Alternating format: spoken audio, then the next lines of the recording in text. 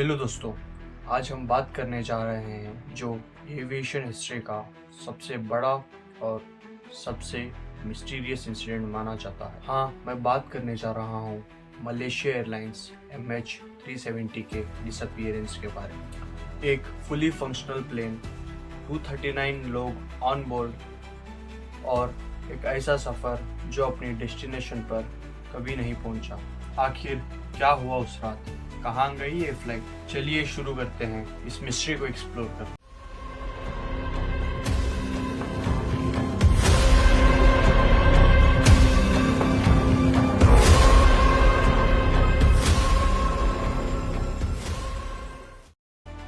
मार्च 2014 के दिन MH370 Kuala Lumpur से बीजिंग के लिए अपना पहला सफ़र शुरू किया। सुबह के 12:41 के टाइम पे ये प्लेन अपना टेक ऑफ करता है। बोइंग 777-200ER जो कि बहुत ही एडवांस और बहुत ही रिलायबल एयरक्राफ्ट माना जाता है और कोई भी टेक्निकल इश्यूज इस प्लेन से एक्सपेक्ट नहीं किए गए थे। इस फ्लाइट पे 227 मेंबर्स यानी पैसेंजर्स और 12 क्रू मेंबर्स ऑन बोर्ड थे।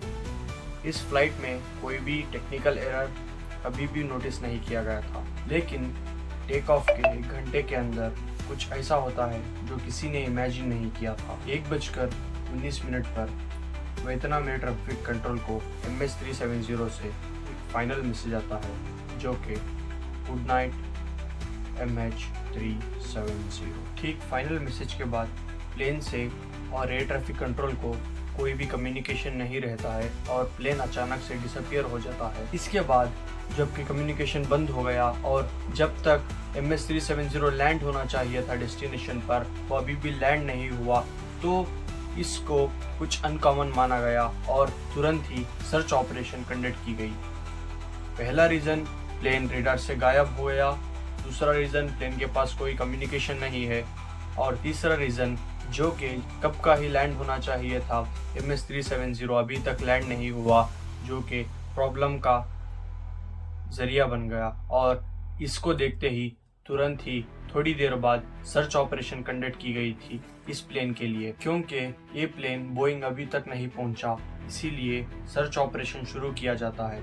ये एविएशन हिस्ट्री का सबसे एक्सपेंसिव और सबसे लंबा ऑपरेशन माना जाता है, क्योंकि ये 1,20,000 स्क्वायर किलोमीटर से भी ज़्यादा एरिया पर इसका सर्च ऑपरेशन कंडक्ट किया जाता है और ये एक्सपेंसिव माना जाता है। लेकिन इतना सर्च करने के बाद भी और इतने पैसे उसके ऊपर लगाने के बाद भी हर बार रिजल्ट वही निकलता है, कुछ भी नहीं मिलता। इंडियन ओशंस के रिमोट एरियाज तक सर्च किए जाते हैं और सैटेलाइट का यूज़ किया जाता है और सबमरीन्स का यूज़ किया जाता है। जो भी एडवांस टूल्स है सभी का यूज़ किया जाता है, लेकिन ना तो कोई प्लेन का डिब्रीस मिलता है, ना तो कोई प्लेन का लोकेशन मिलता है और ना कोई पैसेंजर का अता पता। कितना भी इसके ऊपर इन्वेस्टिगेट की गई, हर एक चीज़ फेल होती जा रही थी और एक्सपेंसेस बढ़ता जा रहा था, लेकिन अभी तक प्लेन का कोई भी एविडेंस नहीं मिला था और इसीलिए इसको लॉन्गेस्ट सर्च और एक्सपेंसिव सर्च ऑपरेशन माना जाता है। अब सवाल ये आता है कि MH370 आखिर क्या हुआ, आखिर कहाँ गया, आखिर उस रात क्या हुआ?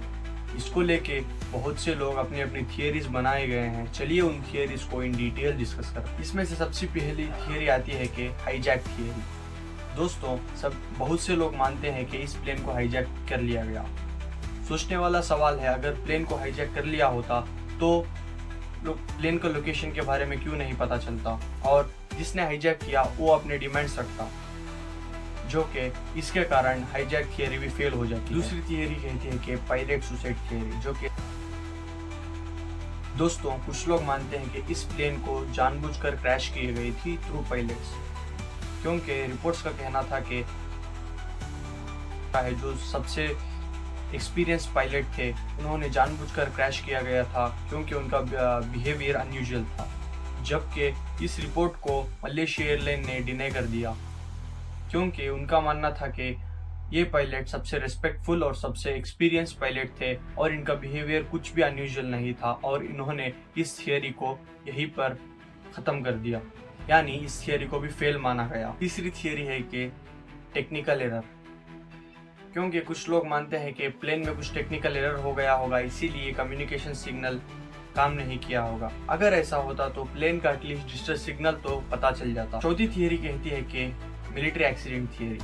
इस थियरी में कहते हैं कि MS-370 को किसी मिसाइल की तरह देखा होगा कोई मिलिट्री लोगों ने और उसको शूट कर दिया होगा, और इस थियरी को भी इलॉजिकल माना जाता है, क्योंकि अगर कुछ ऐसा हुआ होता तो तुरंत ही पता चल जाता। फिफ्थ थियरी कहते हैं कि एलियंस थियरी। हर एक मिस्ट्री के केसेस में सभी लोग यानी कुछ लोग मानते हैं कि एलियंस ने आके इनको कुछ कर दिया, क्योंकि सभी मिस्ट्री केसेस में एलियंस थियरी जरूर रहती है। और इसी थियरी में भी वही माना जाता है कि एलियंस ने आके उनको किडनैप कर लिया या कुछ और कर दिया। इस थियरी को भी इलॉजिकल माना गया और इस थियरी को भी बंद कर दिया गया। बहुत सालों के बाद 2015 में इंडियन ओशन के रियूनियन आइलैंड पर एक प्लेन विंग फ्लैप मिलता है जो कंफर्म किया गया कि MS-370 का था। इसके बाद और डिब्रिस मिलते हैं, लेकिन प्लेन का मेजर हिस्सा आज तक रिकवर नहीं हो पाया। ये डिस्कवरीज कंफर्म करती है कि प्लेन क्रैश हुआ होगा, लेकिन ये नहीं बताते कि प्लेन का एग्जैक्ट लोकेशन क्या था और क्रैश का रीजन क्या था। 239 लोगों की फैमिलीज के लिए ये डिसअपीयरेंस एक कभी खत्म ना होने वाली स्ट्रगल बन गई है। कुछ लोग अब भी बिलीव करते हैं कि उनके लव्ड वंस जिंदा हैं।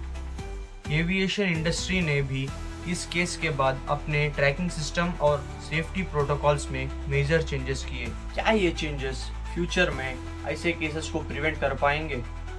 इसको आने वाला वक्त ही बताएगा। आज भी ये क्वेश्चंस अनआंसर्ड है।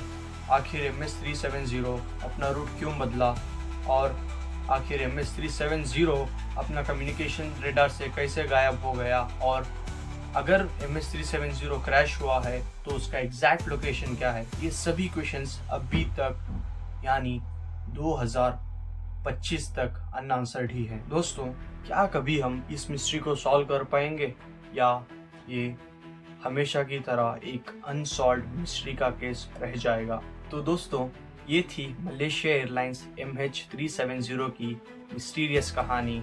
और आपको क्या लगता है कि एक एक्सीडेंट था या इसके पीछे कुछ और? अपने थॉट्स और अपने थियरीज कमेंट सेक्शन में बताना मत भूलिएगा। तो मिलते हैं अगले मिस्टीरियस वीडियो में। तब तक के लिए stay safe, stay curious. Don't forget to like, share, subscribe for this channel if you really want to watch interesting contents. Thank you.